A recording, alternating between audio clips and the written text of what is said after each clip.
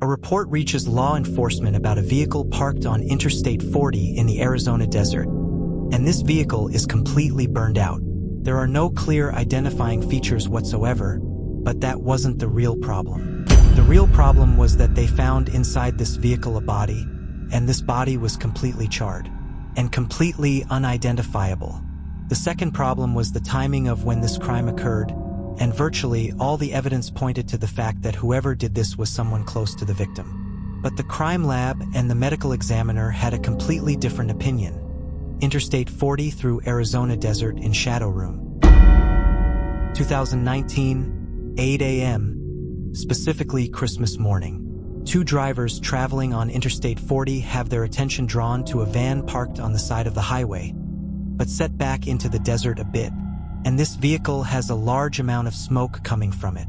So the two decide to pull over, to quickly get out and try to help the people inside the van. They park their car to try to rescue whatever they can. But when they arrive, they find that the vehicle has burned completely, and there really aren't any clear features visible from it.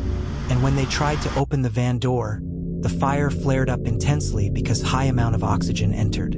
At that moment, the two drivers called law enforcement and reported what had happened. Law enforcement arrived at the scene shortly after, which was located in the middle of Interstate 40 leading toward Phoenix. When they arrived, they completely extinguished the fire, but the shock they witnessed afterward, they found inside the van, specifically on the back seats, a completely charred body. Law enforcement immediately called in forensic experts to come to the crime scene to determine whether there was criminal activity and what exactly was the condition of this body. What law enforcement expected at the time was that a fire had occurred in the van's engine, and the driver was traveling when he couldn't control the fire, so he moved to the back, but the fire intensified and he couldn't escape from the vehicle, so he died and was burned inside the van. The forensic experts arrived, and what caught their attention was that this body was tied at the hands and feet. Furthermore, due to the extent of the body's charring, it wasn't clear whether it was the body of a man or woman. Here, law enforcement confirmed they were dealing with criminal activity. The location and timing of the crime were very difficult for criminal investigators. First, because it was on Interstate 40, so no one knew exactly which area the owner of this body belonged to. Second, the crime occurred on Christmas morning. Who commits a crime at this time and in this place? What was clear to law enforcement was that this crime had occurred just a few hours at most. Almost all features of the vehicle were completely gone, but the forensic team was able to reach the vehicle's VIN number, and then they sent the data to the DMV. Of course, there were no official documents or anything inside the vehicle to help law enforcement identify whose body this was, due to the severe state of burning that existed in the vehicle. The forensic experts confirmed that this fire was intentional and an accelerant was used, gasoline. Additionally, during the search of the crime scene, law enforcement found a gas can thrown a bit away from the vehicle's location. Furthermore, fire experts determined that the starting point of the fire was the back seats, meaning this was a murder, and afterward the body and vehicle were burned. Fingerprints were lifted from the gas can found at the crime scene, and then the remains were transported to the medical examiner to determine the time and cause of death. The first important information arrived. The van was registered to someone named Robert, and Robert owned a group of vans, all of which he operated from the downtown Phoenix transit hub. This hub was always busy, and it was somewhat far from the location where they found the burned van. A criminal investigation was conducted on the person named Robert, and law enforcement learned that he was with his family celebrating Christmas. Here, law enforcement knew that this body didn't belong to Robert. At the same time, Robert was summoned for questioning. The medical examiner's report arrived, which confirmed several useful and very important pieces of information. The report confirmed that the cause of death was stab wounds to the heart and rib area, and that more than an hour after death, the body was burned. The death generally occurred in a completely different location, and after death, the remains were transported to the location where they were found. The body belonged to a young man in his 30s, and death occurred between 1 o'clock and 3 a.m., meaning 5 hours before they found the body. Additionally, the hands and feet were tied with electrical wire. At the same time, Robert was summoned, and as soon as he arrived, it was very apparent that he knew nothing about this. Furthermore, he wasn't even following this business. He had handed over his fleet of vans to someone who managed the business overall. This person was the one who distributed these vans to the drivers at the hub, and Robert had no information about any driver because the drivers generally changed frequently. Of course, Robert's story wasn't convincing to law enforcement, so they conducted security investigations about him, but they confirmed in the end that every word Robert said was true. He really did own a number of vans, but he really had no connection to the project. He would go every month to collect the money his project earned. The important information for law enforcement was that they had indeed confirmed that Robert was the owner of this van, and thus this became the real beginning of the thread to solve this mystery. The important question remained: who did this and who was the body inside the van? A group of law enforcement officers went to the downtown Phoenix transit hub and conducted investigations about all the drivers who were present, trying to find out which of them was missing and had no presence. But unfortunately, they didn't reach sufficient information because a large number of drivers weren't present, since many of them had taken time off for Christmas and had traveled the day before to spend Christmas with their families, since this day was Christmas morning.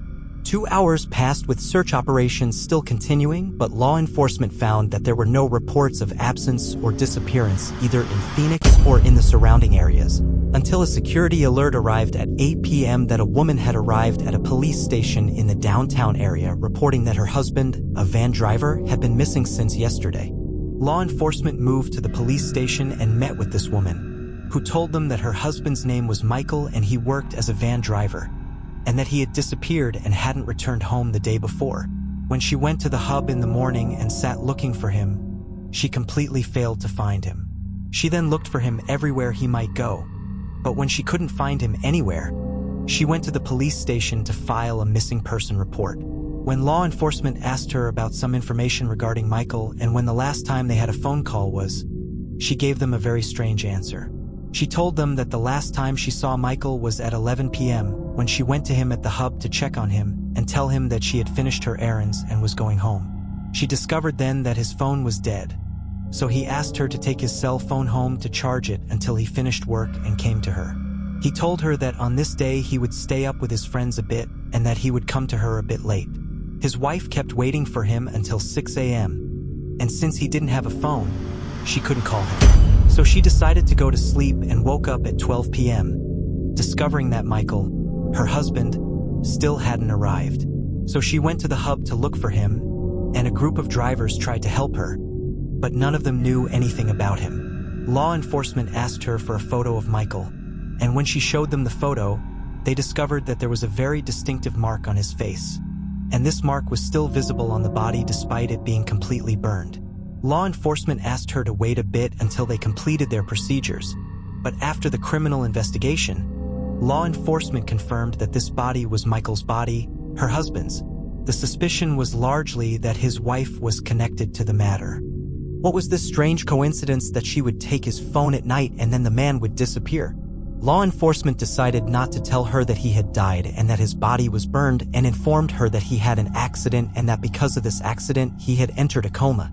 But they noticed that the woman was really very worried about him, and it was clear that she really didn't know anything. After good investigation and inquiry about her, law enforcement confirmed that she had no connection to anything, and then they were forced to tell her what had happened. Law enforcement began gathering all information about Michael and whether he had conflicts with anyone that would reach the degree that someone would kill him and burn his body in this way. At the same time, law enforcement learned that Michael was a beloved, hardworking person who took good care of his home and had no conflicts with anyone. Strangely, at the beginning of the matter, his wife confirmed that there were no conflicts with anyone, and when a good criminal investigation was conducted about him, law enforcement confirmed this information. But they asked her to focus on all the details carefully because any information would help law enforcement, since it was clear that this crime was for revenge purposes. There was nothing present that indicated he was robbed of anything, even the van was burned. So even if someone wanted to steal the van, they would have taken it and killed Michael. Law enforcement began cataloging all information and all events that occurred directly before the disappearance to reach very important information that the day before the disappearance, specifically in the morning at 3 p.m., Michael's wife and mother-in-law went to him at the hub to greet him. At this time, there was someone working at the hub named Marcus, and he was responsible for organizing the movement of drivers. To describe him better, we could call him the hub bully. The important thing is that Marcus, when he saw Michael's wife and mother-in-law, harassed them, and then a fight occurred between Michael and Marcus. Marcus's brother Tyler, who worked with him at the same hub, also intervened. Then a bigger fight occurred a bit, but the people present and the drivers calmed the situation down. In the end, Marcus and Tyler apologized to Michael and apologized to his wife and mother-in-law. After a while, Marcus and Tyler's father appeared and apologized to Michael as well and made his two sons come to apologize to Michael in front of his wife. After a while, the fight ended and Marcus went to Michael and apologized to him and assured him that he didn't know that was his wife, and the matter was finished then in front of everyone. Law enforcement heard this story from people and they told it normally because it was considered a very simple fight compared to the fights that generally occurred at the hub. Furthermore, the fight was very simple and didn't warrant someone killing someone or burning them. The matter was much simpler than that. But the calculations for law enforcement changed completely when they gathered information about Marcus and Tyler, and what they learned then was that both were addicted to different types of drugs, most importantly pills and synthetic drugs. These two were taking these drugs every day at the hub in large quantities, and it was normal that simple fights and things like this wouldn't matter to normal people, but with a drug addict, any simple behavior for him could become very big. The most important information about Marcus and Tyler was that both had criminal records. The second most important information was that it was known about Marcus and Tyler that they would stay up with their friends every day taking drugs. But on this day, their friends didn't see them. Of course, a night out like this, especially on Christmas, was very important for these two. So the question was, where did these two go that night? All their friends confirmed that none of them saw them that night, but they all saw Marcus the next day at the hub at 11 a.m., and that when Michael's wife came to the hub to look for him, Marcus sat helping her and assisting her in finding Michael, despite the fact that the relationship between Michael and Marcus wasn't strong at all, and it was the first time he knew that she was his wife the morning before. Here, law enforcement requested Marcus and Tyler for questioning. The truth is, as soon as they entered law enforcement, it was apparent that they were very nervous and confused, and they were sure that no one would reach them. They confessed to law enforcement with the first question about everything, and that the reason for what they did to Michael was that they just felt humiliated. How could he yell at them or fight with them at the hub in front of the drivers? He had to pay the price. Really, drugs completely cloud the mind, and we'll learn why Marcus every morning would take his drugs, 5 pills and a weed cigarette, and then go to the hub and deal with people. When the fight between him and Michael occurred, he acted in front of people like they had made peace, but then he had decided that he would make Michael pay the price. Of course, Tyler, his brother, was exactly like him, both addicted with the same details. Well, when you wanted to take revenge on Michael, hit him, curse him, do anything, but no, he had to die and be burned. Marcus kept waiting for Michael at the hub until he finished his work shift, and when he returned, he told him that he wanted to make peace with him and that they had to hang out together. He kept waiting for him at the hub and didn't want to leave, all to ensure that he would come to him and hang out with him. Indeed, he saw his wife come at 11 p.m. and greeted her and apologized to her again, and saw his wife take his phone from him and leave. Michael finished his work and returned to the hub and went to Marcus and Tyler to hang out with them. At that time, they had prepared everything: a knife, a bag, and gasoline. As soon as Michael entered to sit with them, Marcus pulled out the knife and stabbed him in his side, and when Michael tried to respond, Tyler grabbed the knife and stabbed him in the heart, and the man fell dead at that moment.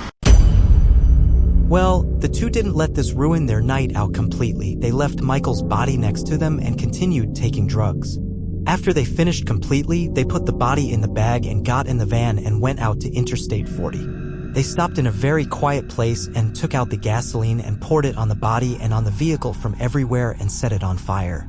Then they got out and took public transportation and returned home, slept normally, woke up in the morning, and went to the hub normally as if nothing had happened. When Marcus found Michael's wife coming to ask about him, he really looked everywhere with her until the last moment. In Marcus and Tyler's confessions, they didn't feel anything wrong about what they had done. They saw that the man had wronged them and humiliated them severely, and that what happened was a response to what he had done. After completing all the confessions and gathering all the evidence, they were sentenced to death.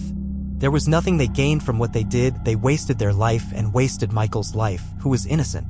This is the path of drugs. Marcus and Tyler killed Michael and burned him while not feeling anything. And this is the last moment. See you in the next episode of The Shadow Room, and if you reached this moment, I think you would like to subscribe in the channel and like this video. Thank you.